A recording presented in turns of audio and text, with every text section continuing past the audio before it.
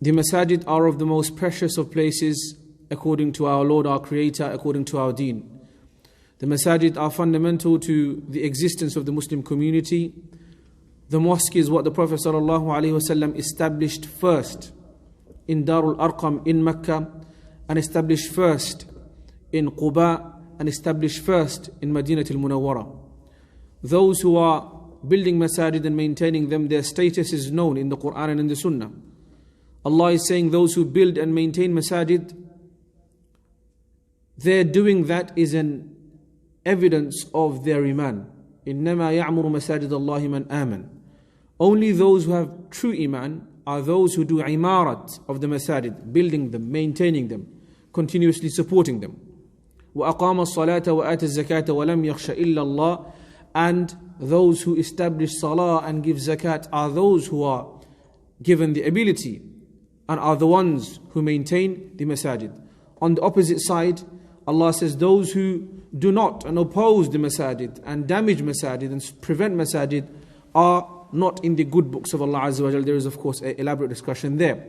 But the point being is, as we progress into the future, and as inshallah with the mercy and grace of Allah, the cases of COVID-19 goes down, and the death also inshallah gradually decreases, and as the measures that the masajid and the government has taken for the whole country nationwide, as they come into play and have their impact of slowing the spread and stopping, by the permission of Allah, deaths or deaths which are caused or linked to this pandemic or this virus, as this is all coming towards a positive side, something that we can be hopeful of, it is now a time for us to get into the mood once again and remind ourselves once again of the rules and regulations that we need to maintain in order to safely operate the masjid, to come to the masjid, to run the masjid,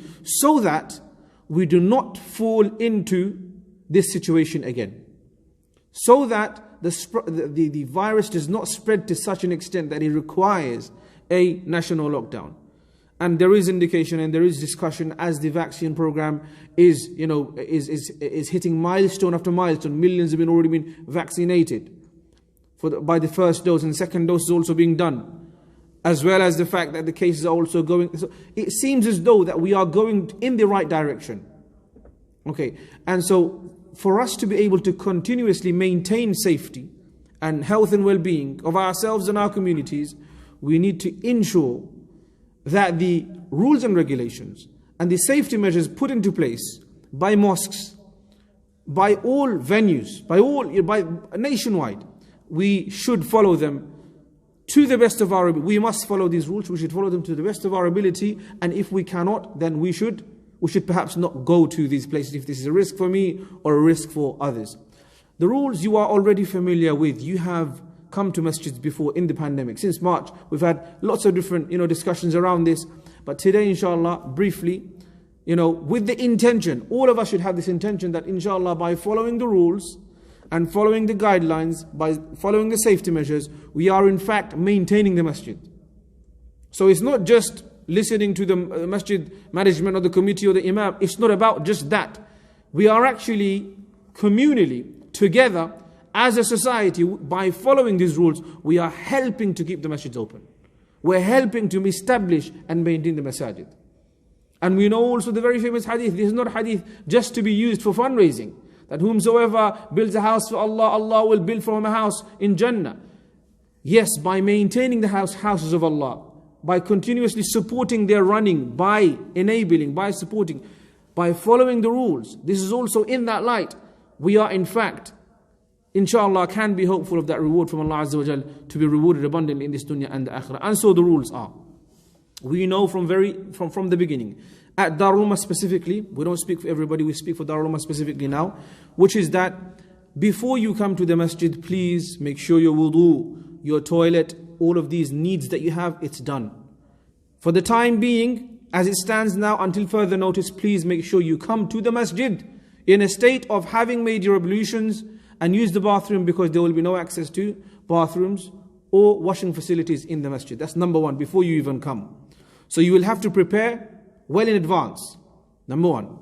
Number two, before you leave your home, you must make sure that you do not fall into the categories which are not permitted to go to the masjid, which are the people who are suffering from COVID-19 symptoms, and you should know what they are by now: high temperature, constant and continuous cough, and so on. The symptoms of COVID-19, if you are feeling any of them, you should not come to the masjid. Don't think that you coming to the masjid despite feeling ill, you are doing some sort of a mujahadat, some sort of a sacrifice, and Allah will reward you. No. You are harming others, you are potentially harming yourself and others, and so therefore you may well be sinful. You will be sinful instead by coming with these symptoms to the masjid. So even before you leave your home, check yourself before you leave. Have I got any of these symptoms? No, I can think about the next step.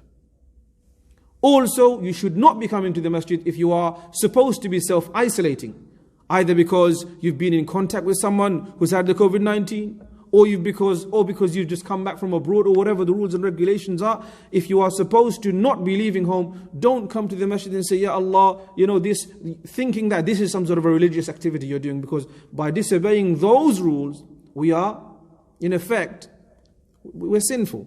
And so therefore make sure before you leave your home that you are indeed one of those you are allowed to.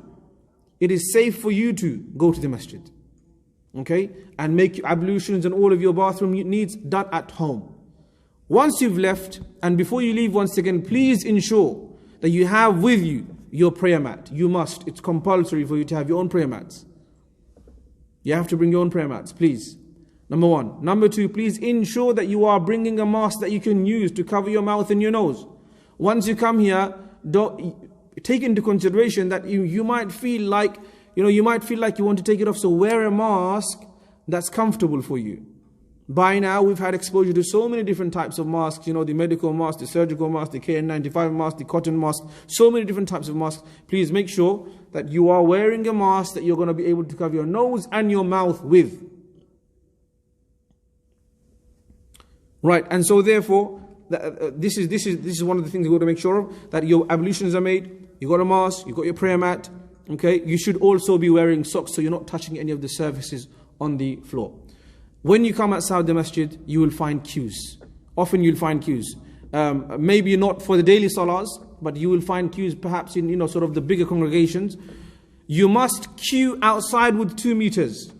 Just like inside is 2 meters. Now, before it was 1.5 meters, but for now, temporarily it will have to be 2 meters.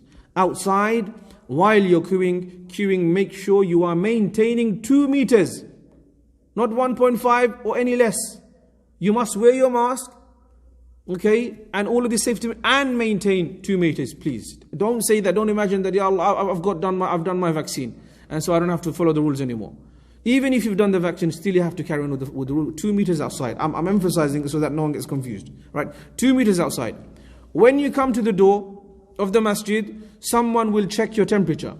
Please make sure you allow that and don't find it offensive.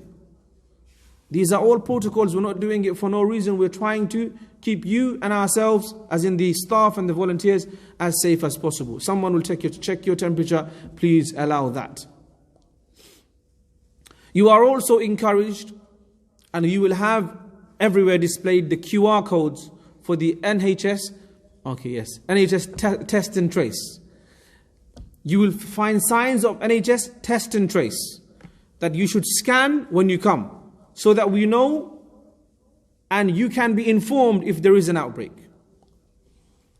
From the things that you should be bringing with you, like we've said already, the mask, the prayer mat, and of course, indeed, a bag for your shoes.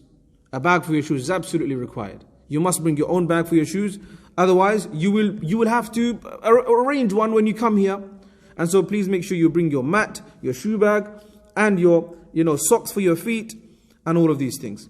2 meters outside, someone will check your temperature as you come in. When you've come in, you should scan the QR code to register yourself that you've arrived here. Okay? You are now, while you're waiting in the queues, you are now allowed to stand, of course, with your household members. You should stand with your household members. Okay? But please make sure that this is indeed, these are actually your household members, not just a group of friends that you want to stand together, so you're making up a story that your whole household members. Allah knows this as well. So there's no need to lie to stand together in salah. Okay, so please, I'm sure you will not do that. No one will do that, inshallah. But please again, we're just making that notice beforehand, that household members should stand together in queues. And even in the masjid, if there is a safe distance of 2 meters between your household members and the next group, or the next person, 2 meters between you and them, then okay. Does that make sense? Inshallah. When you're inside, also we must maintain the masks all of the time, nose and mouth, throughout. The whole time that you're here. And throughout, just even when you're queuing in the courtyard and queuing for the door and queuing for your shoes and queuing to take off your shoes and on your shoes, all of this we have to maintain 2 meters. 2 meters. Not 1.5, 2 meters for now, unless we advise otherwise in the future. Of course, during the entire process, you'll have volunteers, you'll have imams, you'll have management guiding you, supporting you, speaking to you. Please cooperate with these people, because I'm telling you right now, or we should all know, that these people are not doing it because they want to, just because for the fun of it. There's no fun in that. We want to stand together in salah. We don't want to have to do all of these precautionary measures, but we're having to because of the situation. And as I've said to you at the very beginning, that all of this is in the light of and with the expectation of getting reward for maintaining and upholding the safety and the well-being of our musallis in our masajid, inshallah azza wa jal. Leaving also with 2 meters. Sunan, we encourage you to pray in your home before you come, and even the sunan after salah, we encourage you to go back in your home and pray them, inshallah. And initially when Darul Ummah opens again, we will be opening for non-Jumu'ah, non-big congregation salahs. So it might be Maghrib, Isha or Fajr or something like that. But Jumu'ah temporarily we will not be holding them until further notice. Okay. However, in the future, inshallah, in a few weeks' time, in a month's time, as we proceed towards Ramadan, if it is safe to do so, if the cases are going down further, and we can indeed open for Jum'ah, of course, this is our priority. At the earliest opportunity and possibility, Masjid Committee will, and the Masjid Management will allow, and we will allow, inshallah, for the Musallin to come to pray the Jum'ah also. It is in our best interest as well as in yours that you come to the Jum'ah, and so we are trying to only prevent it or pause it for as little time as possible. Inshallah, tabarakallah. Jazakumullahu khairan for your cooperation. Please follow these rules. And again, you should share with everyone that's going to come to the masjid, and help one another to follow the rules. Don't come and argue with the volunteers. Don't come and argue with the imam. I'm sure you will not. Darul Ummah have excellent people, mashallah. They never do this. But still, there's no need for all of that. There's no need to get angry. But remain calm. A masjid is to remain calm, to find peace. And so maintain the peace, inshallah, when you come and when you leave.